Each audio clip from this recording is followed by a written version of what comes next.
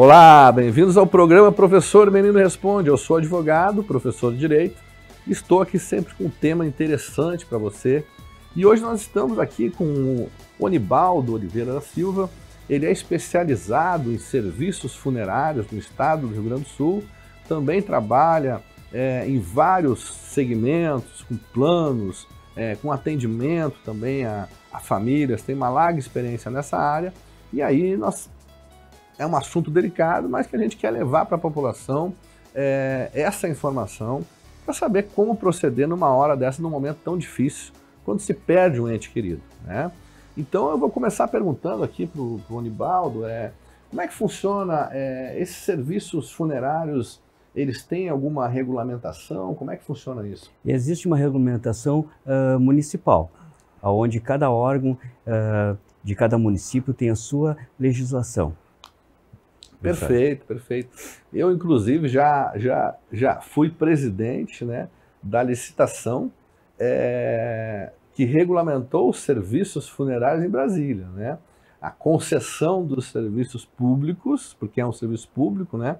E ele é passado para os particulares, para as empresas privadas, para essas empresas fazerem.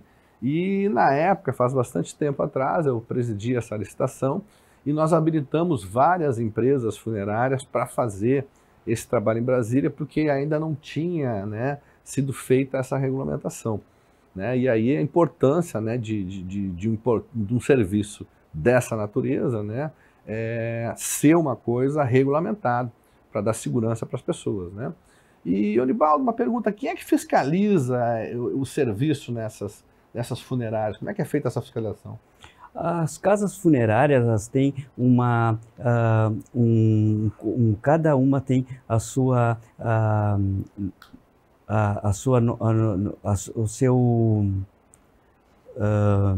a sua legislação de cada município, para que cada uma siga a sua vez no atendimento às famílias que precisam desse atendimento que é tão necessário numa hora tão difícil. E a vigilância sanitária também faz esse tipo de fiscalização? Exatamente.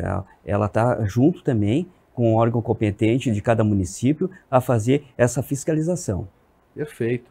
E um problema que a gente vê aí, no momento que a pessoa perde um ente querido, né? Nós temos lá os famosos, entre aspas, papa defunto, né? Uhum. Que se chamam, né, vulgarmente. São pessoas que ficam lá em volta das famílias já oferecendo serviços funerários, né?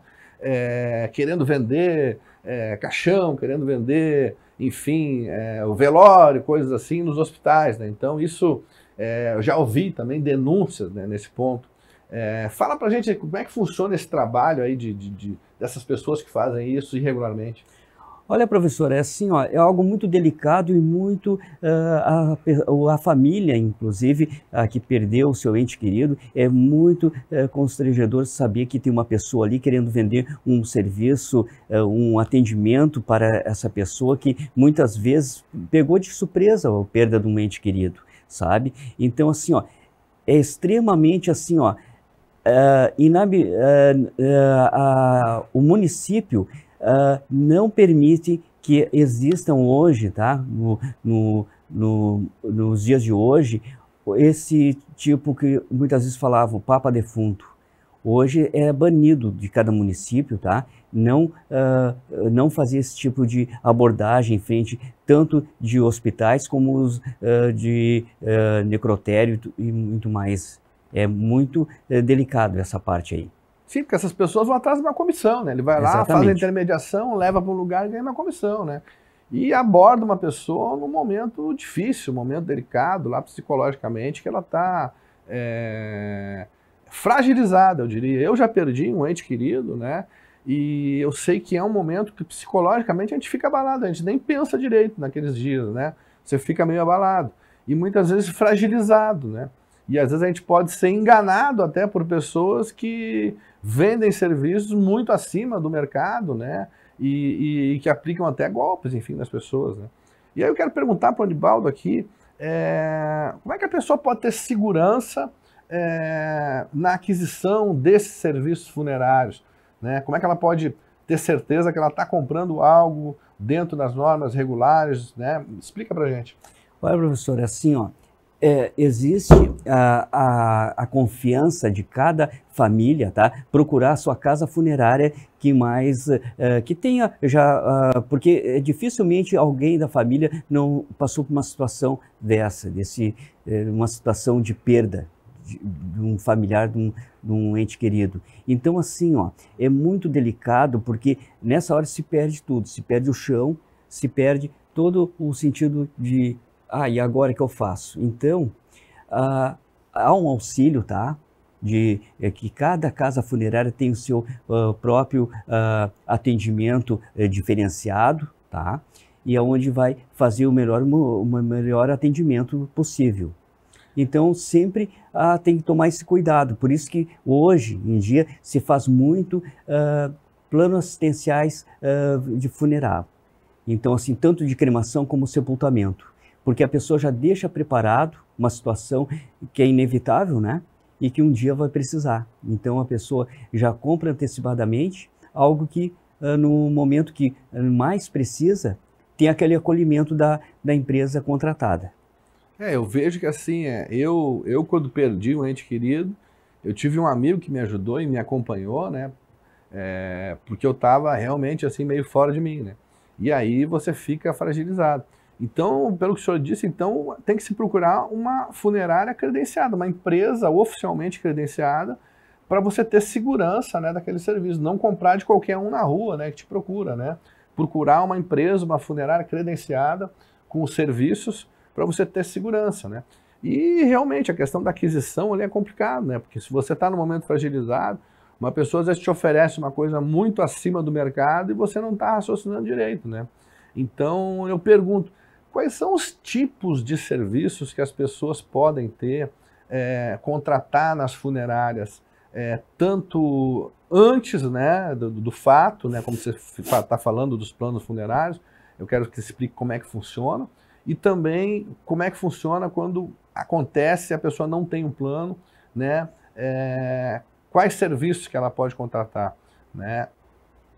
Bom, professor, tem dois tipos de serviço, um que é com cremação ou sem. Outra coisa importante, existe, a pessoa pode comprar antecipadamente um plano assistencial e pagar e já deixar tudo mais ou menos planejado para que um dia que precisar ou com alguém da família já sabe qual o fim que a pessoa vai ter aquele destino todo, se é a cremação ou sepultamento, tá? Então assim, ó, esse cuidado todo tem que ter uma hora assim, ó, de muita, eu vejo assim, ó, que nessa hora, como o senhor falou, a gente perde o chão, perde aquela tranquilidade que sempre tem no momento difícil, né, de perda. Então, acontece a situação assim, ó, de que a pessoa precisa ter essa disponibilidade de procurar a melhor empresa que tem essa confiança, né, para poder ter um bom serviço, né? Aonde vai se escolher assim, ó, se a pessoa, quer o sepultamento, escolher o cemitério, ou se não tem o cemitério, escolhe um municipal. Esse municipal ele aluga por 3 anos, que se chama trienal. Esse trienal cada município tem um jeito de alugar por mais um ano, depois que passar os 3 anos, se aluga mais um ano, depois a pessoa tem que tirar os restos mortais dessa pessoa e cremar ou sepultar numa outra sepultura, ou comprar aquela unidade que foi alugada temporariamente. Então são uma série de requisitos que precisa numa hora assim bem difícil, né? Bem complicado. E uma pergunta, essas pessoas que eu vi já em certos lugares que tem aqueles jazigos grandes, né? Faz lá uma casa, por exemplo, como se fosse uma casa e bota vários membros da família, né? Se constrói lá um mini prédio para se fazer uma sepultura coletiva familiar. Isso é possível ainda fazer esse tipo de coisa? Como é que está funcionando isso agora? Bom, aqueles mausoléu que a gente vê muitas vezes em alguns cemitérios, até os nossos aqui de Canoas mesmo, ele tem foram pessoas que compraram logo no início do cemitério, ou foi logo no início que começou o cemitério. Então assim, ó, hoje é muito difícil fazer um mausoléu. Então, assim, ó, mas tem alguns municípios do interior ainda que permitem que faça essa construção, se faça, pode fazer várias gavetas, que se chama, né? E fazer esse tipo de várias pessoas da família ali, né? A pessoa contrata, compra aquela unidade ali e ela pode construir. Então, cada município tem a sua legislação e o seu, cada cemitério tem o seu jeito de construção. A arquitetura do cemitério depende de cada cemitério. Entendi. Então, fica de acordo com a normativa de cada município, se é possível fazer isso ou não, né? É regulamentado pelo município. Pelo município. Né? Até porque os gastos são grandes, né? Depende do que a pessoa vai fazer, né? Você pode dar, assim, na prática, uma noção, assim, de preço, de quanto é que custa um funeral e quanto é que custa, por exemplo, um plano funerário para uma família? Mais ou menos uma média para o pessoal de casa saber. Professor, varia muito. Tipo, um funeral completo com sepultura e mais assim o serviço todo funeral, porque uma coisa é assim, ó, serviço funerário é funerária, tá? E mais ou cremação ou sepultamento, tá? Então assim, ó, varia muito entre, vamos dizer assim, de 2.500 a 20 mil, 30 mil, 40 mil. Depende muito do que a pessoa quer fazer. Exatamente. Depende a urna, né? Que seria o caixão, sim, tá? Sim. E mais assim, ó, o que ela contém aquele serviço funerário. Sim. Outra coisa, ó, a preparação dos corpos. Tem um procedimento que seria preparação e higienização, um simples, o básico, e tem a tanoplaxia, que daí é um serviço todo completo, onde a pessoa recebe a pessoa falecida, né, no caso, recebe toda uma preparação para deixar aquele corpo ali muito bem preservado. Até né? maquiagem faz, maquiagem, né? tudo. Porque, claro, porque a família já está numa situação fragilizada, né? Então, ver a pessoa com uma aparência melhor causa menos dor e sofrimento para a família, talvez. Exatamente. Né? Então, isso é uma coisa que até influencia no psicológico, enfim, né? E uma pergunta que eu queria fazer, e as pessoas humildes que não têm condição de pagar um funeral, não têm condição de comprar uma urna, como é que elas fazem? Elas podem ser atendidas de forma pública? E quem faz esse atendimento? Pode. Por exemplo, aqui em Canoas, como é que funciona? Né? Morreu um ente querido, ele não tem condições de pagar. Como é que funciona isso? O serviço assistencial da prefeitura. Existe, claro que o familiar, tá, terá que comprovar que ele a pessoa falecida é residente do município de Canoas, tá?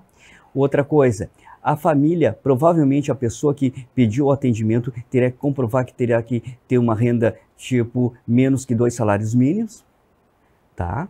E mais assim, ó, respeitando todos esses requisitos que a prefeitura, o psicólogo vai fazer essas perguntas com o familiar, ela tem um trienal que se chama com 3 anos de aluguel gratuito pelo município. Perfeito. Após esse período, tá, dos 3 anos, sim, daí se dá um destino, né, para aqueles restos mortais, né. Perfeito. Muito, muito importante a população saber que também as pessoas carentes que não têm condição de pagar, elas têm essa assistência pelo município, né, nesse momento difícil. Espero que vocês tenham gostado do nosso programa de hoje. É um assunto delicado, mas é uma informação que as famílias têm que saber para se preparar para esse momento difícil, saber que podem adquirir esse tipo de serviço, que tem que adquirir numa empresa credenciada, e aqueles que não têm condições também têm um atendimento público do sepultamento social gratuito. Eu vou agradecer a presença do Nibaldo aqui com as informações que ele trouxe para a gente. Nos sigam nas redes sociais, Facebook, Instagram, no meu canal no YouTube. E também, se tiverem dúvidas, podem mandar para o WhatsApp 519962-262, ao qual a gente sempre responde as perguntas dos telespectadores. Até a próxima e um grande abraço. Muito obrigado, Satisfação, Nibaldo. Professor. Muito obrigado.